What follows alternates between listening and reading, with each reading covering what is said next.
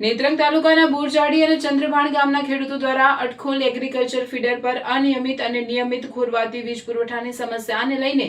ડીજીવીસીએલના deputy એન્જિનિયરને આવેદનપત્ર પાઠવી રજૂઆત કરવામાં આવી છે। ખેડૂતોએ પાઠવેલા આવેદનપત્રમાં જણાવ્યા અનુસાર એગ્રીકલ્ચર ફીડરની વીજ લાઇનમાં વારંવાર ફોલ્ટ સર્જાય છે, પરંતુ વીજ કંપનીના સ્ટાફ દ્વારા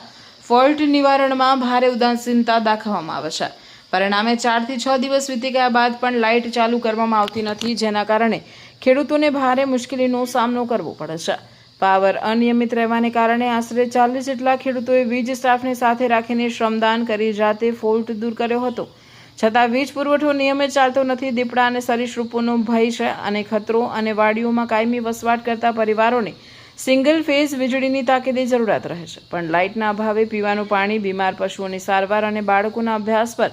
વિપરીત અસર પડી રહી છે। આ ઉપરાંત રાત્રિ શિફ્ટના કર્મચારીઓ દ્વારા મનસ્વી રીતે લાઇટ આપવાની ફરિયાદ પણ કરવામાં આવે છે। સરકારી યોજનાનો લાભ આપવા માંગ ખેડૂતોએ માંગ કરી છે કે ગુજરાત સરકાર દ્વારા જાહેર કરવામાં આવેલ નિયમ મુજબ ખેતરમાં વસવાટ કરતા લોકોને જ્યોતિગ્રામ વીજલાઇન કનેક્શન આપીને પૂરતી મદદરૂપ થવા ખેડૂતો દ્વારા રજૂઆત કરવામાં આવે છે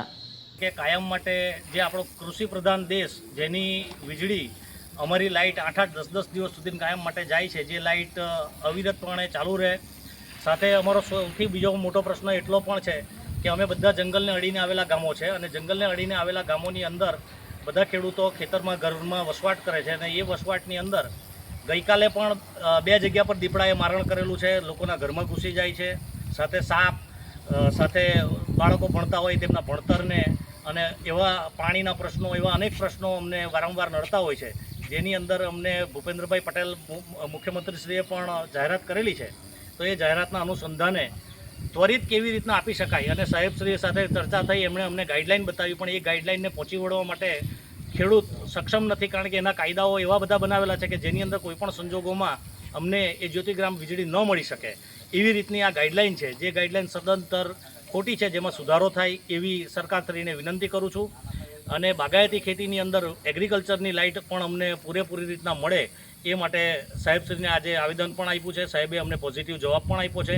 પણ સાહેબની નીચેના જે કર્મચારીઓ જે છે એ કાયમ જે ગલ્લા તલ્લા કરીને ઉડાવ જવાબો આપે છે, એમને થોડા સીધા કરશે અને વ્યવસ્થિત અમને વીજળી મળે એવી અપેક્ષા છે। આભાર।